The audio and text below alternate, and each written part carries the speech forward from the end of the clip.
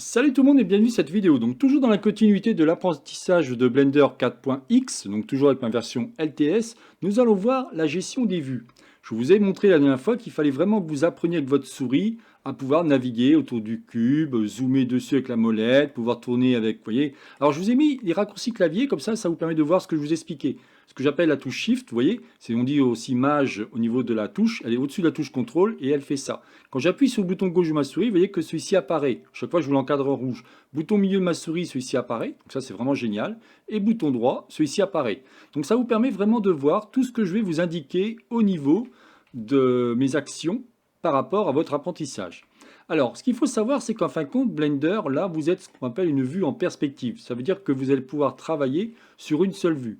Mais imaginons, vous souhaiteriez, pourquoi pas, avoir une vue différente. Eh bien, quand vous allez ici dans View, vous allez ici dans Navigation et vous avez plein d'informations ici. Vous allez par exemple pouvoir zoomer, effectivement.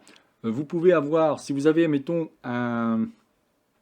Comment dire? Si vous êtes sur un ordinateur portable et que vous n'avez pas de clavier numérique, eh bien vous pouvez faire un rajout de clavier numérique. Là, je vous montre de quoi je parle au niveau de la photo. Et en appuyant sur les différentes touches, vous allez pouvoir accéder. Ensuite, ici, vous avez ce qu'on appelle le viewpoint. Le viewpoint, c'est vos vues. En fin de compte, j'ai pu vous montrer que quand je venais cliquer ici, vous aviez la caméra. Mais bien entendu, si je reprends le bouton milieu de ma souris, vous voyez que chaque fois, c'est bien indiqué ici. Hein, regardez bien. De toute façon, je dicte tout ce que je dis. Mais il n'empêche que c'est toujours intéressant de comprendre. Si j'appuie sur la touche 0 de mon clavier, comme je vous dis, si vous n'avez pas de clavier, vous pouvez faire un rajout de clavier, eh bien vous accédez directement à ça. D'accord?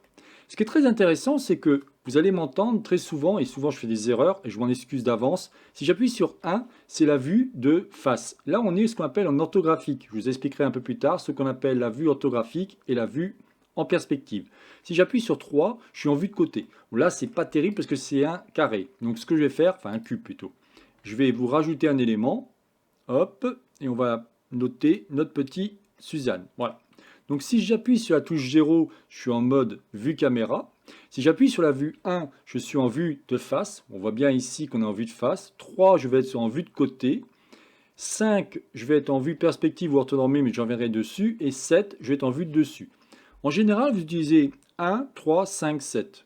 Le reste, bon, je ne dis pas que c'est inutile, mais je ne m'en sers pas.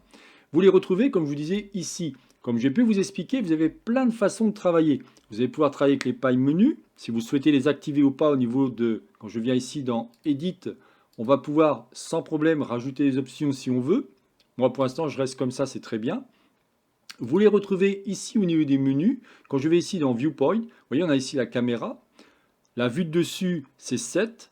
La vue de face, c'est 1. Et la vue de droite, c'est 3. Vous allez me dire, mais t'es bien gentil Jean-Michel, mais si j'appuie sur 3, je suis donc en vue de, comme c'est marqué ici, right, ça veut dire vue de droite. Mais si je veux la vue de gauche, eh bien je fais CTRL 3. Et là, automatiquement, vous voyez, ce qui est génial, c'est que c'est indiqué ici. Vous avez vu? Je refais. CTRL 3. Évidemment, ça fait ça, mais si j'appuie sur 3, ça fait ça. Donc ça vous montre bien, en fin de compte, que pareil, si je veux vue de dessus, je vais avoir une vue comme ça.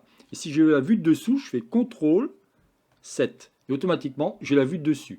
Je n'invente rien. Vous allez retrouver tout ici où c'est marqué Viewpoint. Vous avez la vue caméra, la vue de dessus, la vue de dessous, la vue de face, la vue arrière, ce qu'on appelle plutôt la vue de devant, pardon, ou la vue de face. Vous avez la vue de droite et la vue de gauche. Déjà, si vous comprenez ça, c'est très important. Comme je vous disais, vous avez ici aussi des petits icônes qu'on peut cliquer comme ça. Vous voyez, on va pouvoir maintenant faire ça. Je reviendrai sur cette histoire de moins et plus. À chaque fois, j'essaie de vous dire de ne pas aller trop loin hein, pour vous expliquer les choses. Mais vous voyez qu'on peut aussi jouer par rapport à lui. Bon, moi je ne m'en sers pas, mais c'est toujours pareil, ça dépend ce que vous souhaitez. Au départ, bien entendu, vous allez sûrement travailler avec ces petits gizmos. D'accord? Chose très importante lorsque vous travaillez, c'est vraiment une règle d'or sur Blender, c'est une main sur le clavier, une main sur la souris. Pourquoi? Parce que vous allez gagner un temps considérable. Bien entendu, vous allez avoir des raccourcis clavier à apprendre, mais vous n'êtes pas obligé. Vous pouvez faire des allers-retours si vous voulez sur les outils, mais vous verrez que quand on commencera à modéliser, il est quand même plus intéressant de connaître les raccourcis clavier. Après, il y a plein de subtilités pour accéder à un outil, comme j'ai pu vous montrer quand je vous expliquais au niveau des préférences. Si je fais la barre d'espace, je peux accéder directement à mes informations. Vous verrez qu'on peut accéder à des outils ou des fonctions en mode objet ou en mode édition. Il y a évidemment d'autres menus. Quand je viens ici dans caméra. Vous avez aussi des menus par rapport à la caméra. Ça, on vient de le voir. Vous avez des menus par rapport à la navigation. Effectivement, on va pouvoir travailler, vous voyez, comme je vous disais, le fameux pan. On a d'autres touches qui vont permettre de faire ça, mais je vous avouerai que je n'utilise pas. Je ne dis pas que c'est inutile, je dis simplement que pour l'instant, ce que j'en fais, je ne l'utilise pas.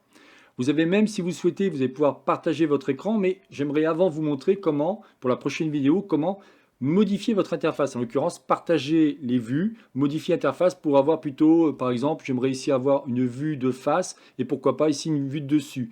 Et pourquoi pas en dessous, pourquoi pas une vue de droite. Eh bien ça, je vais vous expliquer ça dans la prochaine vidéo.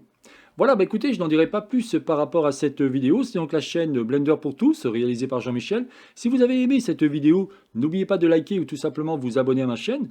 N'hésitez pas à me poser des questions si vous voulez savoir plus sur Blender, il n'y a aucun problème, je me ferai un plaisir de vous répondre. Comme je vous dis, c'est une jeune chaîne YouTube, hein.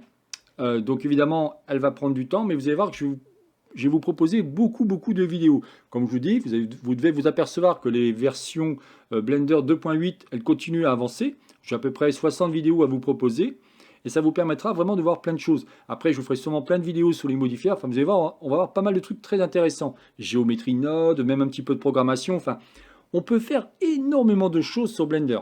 Après, c'est à vous de me dire ce que vous souhaitez faire et ainsi de suite. Mais bon, pour l'instant, je suis un petit programme pour que les personnes qui débutent, qui ne connaissent absolument pas Blender, ne puissent pas être dépaysées. Mais je vous dis, ne pas hésiter à me poser des questions. Je me ferai un plaisir de vous répondre. Je vous souhaite une excellente journée et à la prochaine vidéo. Bye bye.